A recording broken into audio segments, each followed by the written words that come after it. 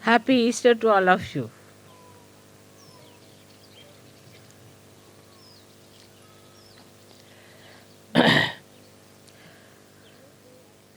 It's a great day to come to Rome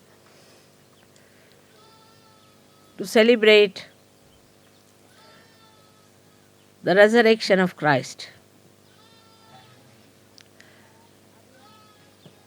Now we have to do the resurrection of Christianity,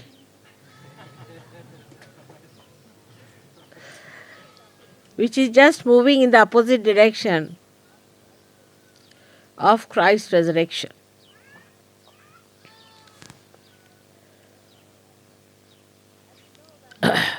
As you know that Christ was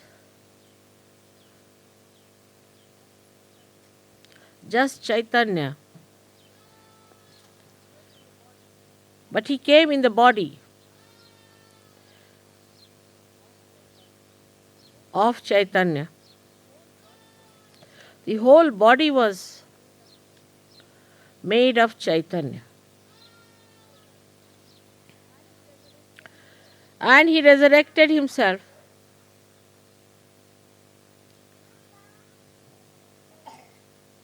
to show to the world that you can resurrect yourself also. If you can fill your body with Chaitanya.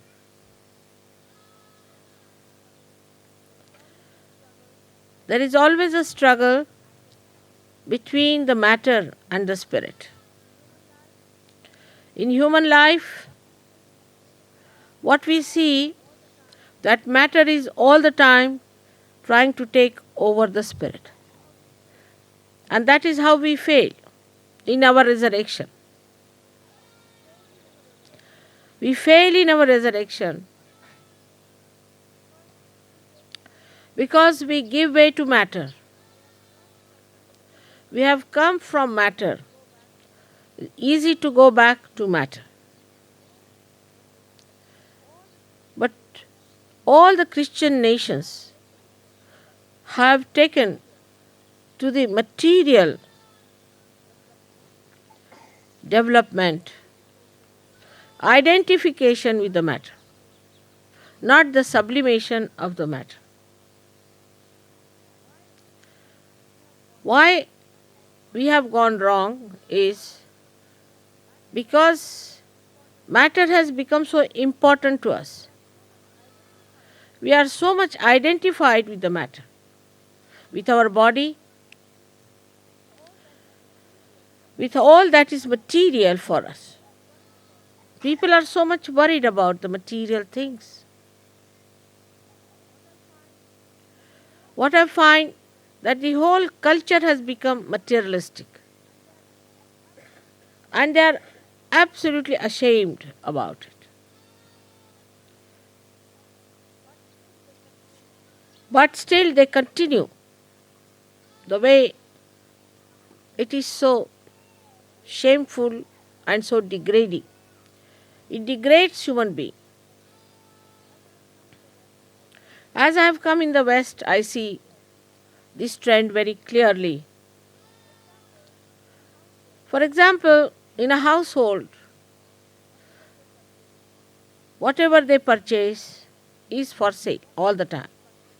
So, whatever they will purchase, they will see to it that it should be of a certain standard. Like it should be, if it has to be a diamond, it has to be a perfect diamond because it has to be sold again. If they purchase the house, they are afraid that we should not spoil it or we should not make it beautiful. We should not try to do something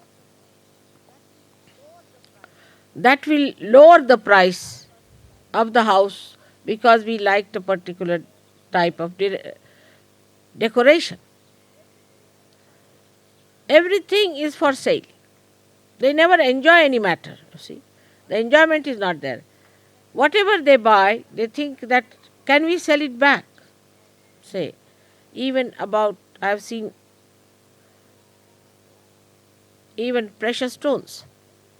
Like in India, everybody can afford to have precious stones, because the rich will buy the most expensive ones, then the poor people can buy ordinary ones.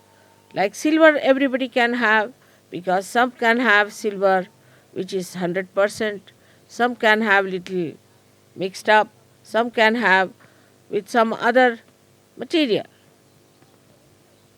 But if you go to any country in the West, it has to have the hallmark. See, the hallmark has to be there. Otherwise, they'll never purchase it unless there's a hallmark. There's a hallmark means it can be resold. Now, supposing in India you buy everything without hallmarks, there's no hallmark. But when you want to sell it also any time, I mean, if you have to sell it, then you go in the market and they know what is the intrinsic value of that particular silver, and that's how they pay you. We don't have hallmarks. Now, in gold, same thing they do is to have 9-carat gold with a hallmark. What is 9-carat gold is not gold at all, but they'll have a hallmark for that. And that will be very expensive because, you see, they don't have much gold, so they put a hallmark and make it expensive. The whole economy is that stupidly built towards materialism. That matter is not for enjoyment, but for selling off. So they do not enjoy anything whatsoever in their lives. Nowadays, I don't know if plastic can be resold or not. But I have seen people who are even particular about the plastic, about stainless steel, about anything that they have. May not be resold, but now psychologically they are built in such a manner that they want to even preserve, if there is a plastic thing, even there is a thread, anything, a pin, they would like to preserve it, you see. Nothing like throwing out anything. All these things will lead us into unhappiness, frustration, and stupidity. So now they form an anti-culture. What is an anti-culture is nothing but is another form of materialism, which is ugliness. Like you paint your hair, you become something anti-culture. If you wear holy pants, then you are anti-culture. If you wear dirty clothes, then you are anti-culture. But also these are sellable. There are markets and markets where you can get all dirty clothes, stone-washed clothes. All these fashions are coming from the two sides or two faces of materialistic attitude of human beings. And they are unashamed sometimes, the way they ask for few things. Supposing, somebody has forgotten a spoon with someone. So they'll telephone 3 times. Have you got my spoon with you? Have you got my spoon? Unashamed. There's no culture about it. While I don't know, might have been better before, that what I know about India, that even now, in a good family, it is always said that if somebody's pen is with you, be careful and return it back. But even if your gold is with someone, don't ask. It's not done. It's not cultured. It's not sophistication. But the whole sophistication has become materialistic. It's maddening, and that maddens the Western mind. For example, if you have to serve, say, wines and things, you have to have different type of cups, different types of plates, different type of spoons. You've got spoons for avocado, you've got spoons for different things. I mean, you go on like mad, and if that is not with you, then they'll laugh at you. If they'll come to your house, oh God, they served us avocado with ice cream spoons. That's the greatest sin one can commit. So the whole idea of sin becomes so materialistic and nonsensical. So the resurrection cannot take place when the matter is so dead and gone. Then this matter enters into the brain. When it enters into the brain, it rots there. Then you start discussing about, say, banking or about how to economize this. I mean, the mantra is in London, as I say, must be everywhere, save pounds. As soon as you go to the airport, there's a big mantra written, save pounds, by hiring a taxi at Heathrow. Just imagine. They are not even aware what they are doing. All the time, save pounds, save money, save this, save. For what? Because they are so frustrated. The whole material stuff is so frustrating that they have to save money to get over that frustration. She has got. And the frustration is counterbalanced by drugs or by drinking wines and all kinds of nonsensical things. And also rotten cheese or some sort of a thing that is absolutely a dead matter, useless thing which makes you dead and sleepy. So that you run away from reality. Because you are so frustrated that you want to have something that will counteract it. Then with that also, when they find it's not done, still they are extremely unhappy. So what to do next? If you are that unhappy, you have to find out something else. As I tell a story about children who were naughty and the mother was going out, so she told that, see, you are naughty children, so I lock you up in the kitchen because anywhere else they can break something, spoil something, and she cannot sell them again, perhaps. So she puts them in the kitchen thinking, what can they ruin there? So when she came back, they said, we ate all your tea leaves. Like that. When they get so frustrated, they don't know what to do, so they put nails into their ears, pins into their cheeks, something into their nose. They don't know what to do with themselves, you see. So they'll pull out their moustaches, or they'll paint their hair, or do all kinds of funny nonsensical things. Absolutely frustrated people. But the worst part, which cannot be understood, is that so confident about it.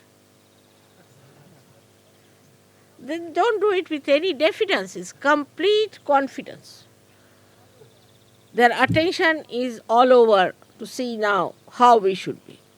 If they see a tree which has leaves which have become absolutely sort of crumpled down because of malnourishment, so they want to be like that. They want to become people who have malnourishment. So they look like miserable people. Their cheeks are inside, nose is outside, sort of thing goes on. And if you see them, they look like sickly people.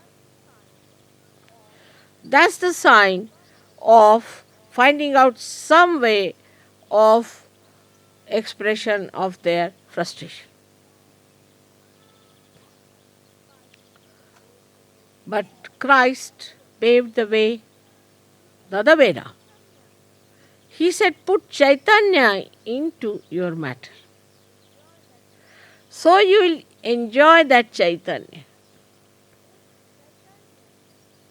Put Chaitanya, the vibrations, into the matter.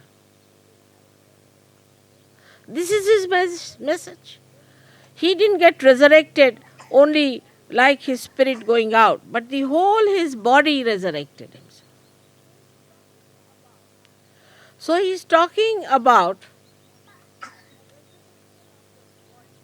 the resurrection of the body, of the matter, within us. In Sahaja Yoga also, when we come in, Kundalini rises. She gives you realization. You do feel the Chaitanya. In your hands, you feel it all around. Your faces shine like beautiful lotuses. Your skin improves. You look blooming. Everything is fine. But still, there are material attachments which may be very subtle, could be very gross. The gross could be like, this is my carpet, this is my car, this is my ornament, something like that. But if it comes to the style of Christ, you have to get identified with the matter which is vibrated, which is vibrating, which has got vibrating value. Not material value, but vibrating value, spiritual value, divine value. Could be anything. Could be flowers, could be water, could be a sari, could be a seat, could be anything. That becomes valuable. So attention starts shifting from gross to vibrations.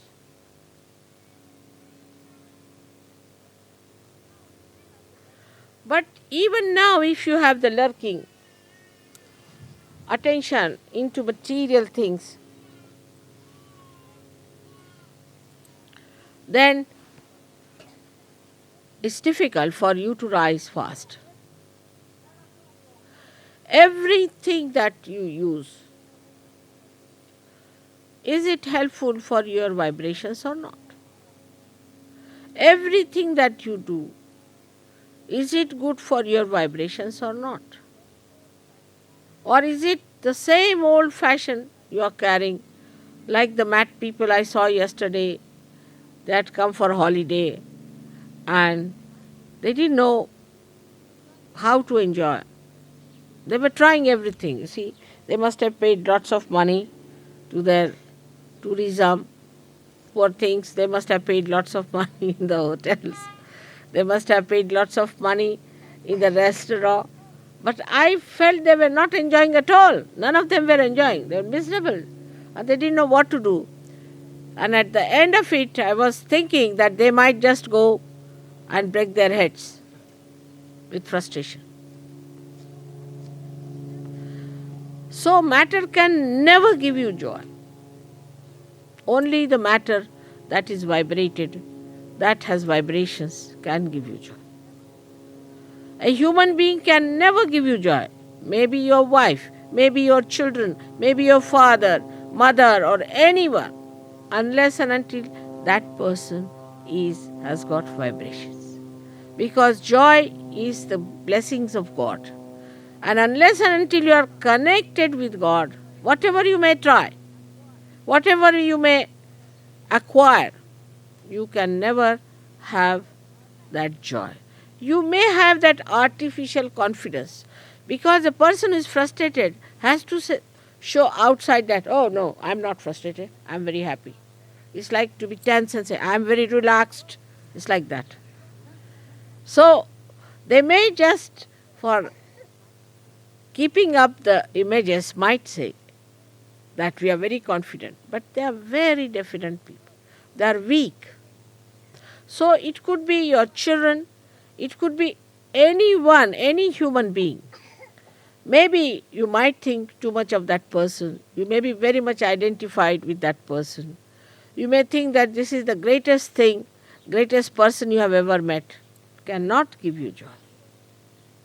But an ordinary person, a laborer, maybe a beggar, maybe somebody, a sadhu, sitting alone in the forest, will be such a joy-giving personality. He may speak, may not speak, will be such a precious, valuable thing for you than a person who is rich, well placed, highly adored. That's where Christianity has failed, coveting with the kings. Now, this Mr. Pope here, my husband went and saw him, and the Pope was very nice to him because comes from he's a big man in the material world. He won't see me.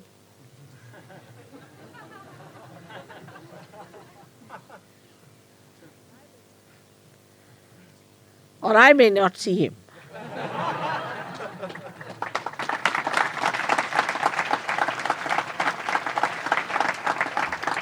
So the whole value system has to change. And that value system is that you care for nothing else but for your spirit. Nothing matters but the spirit. The spirit gives you the comfort of a palace. It gives you the bliss of all the protection. It gives you the joy of all the relationships of the world. Then why should you care for something which is no good? You can see it so clearly. If you have your vision clear, you can see it so much around you.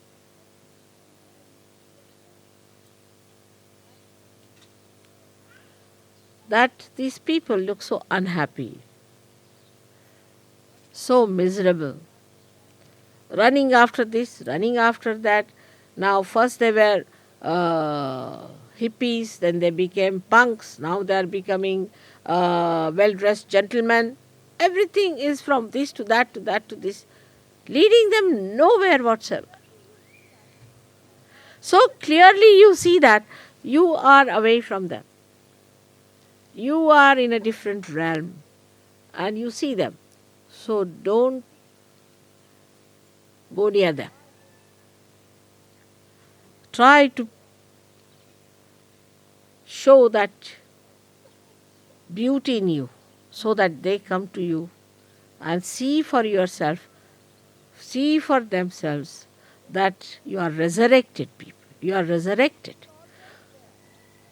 Spirit is always there in your heart, always there, watching you, seeing you. But now, because the matter that surrounds the spirit is being resurrected, is being vibrated, your eyes shine, your skin shines, your face shines, you look so beautiful. That is what is resurrection. In Sahaja Yoga, there is no place for stupid seriousness. What are you serious about? Oh, I have to sell my diamond and they said there's a little black in it. So what? Wear it.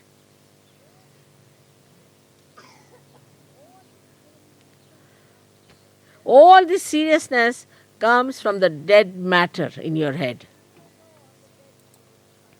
And on the dead grows the fungus. And also that this fungus gives you all kinds of diseases.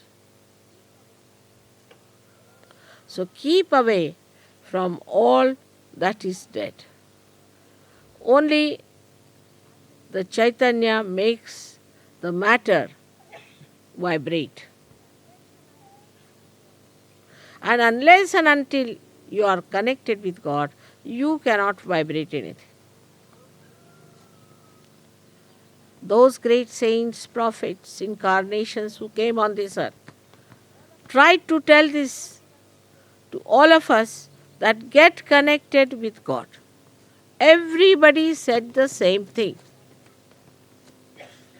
Of course, I have done the job myself. That's good. They are appreciating. And you have to just think about it, that this connection should not be loose. You should not be disturbed. You should not be doubting. Fix it up properly. Then you will never lose it for anything whatsoever. Like, my wife is like this, my husband is like this, my brother is like this. These are the signs of very weak personalities.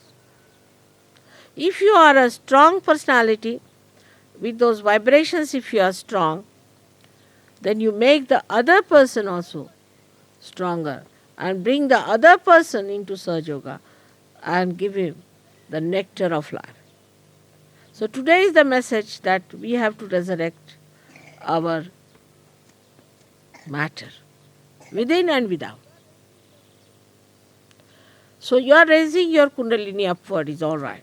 Also you have to spread it horizontally to your hands, to your feet, to your body, to your face, to your thought, to everything.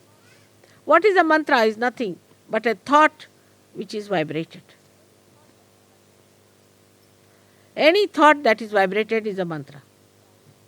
But the vibrations can only be carried by particular type of, or we can say a particular coefficients is needed.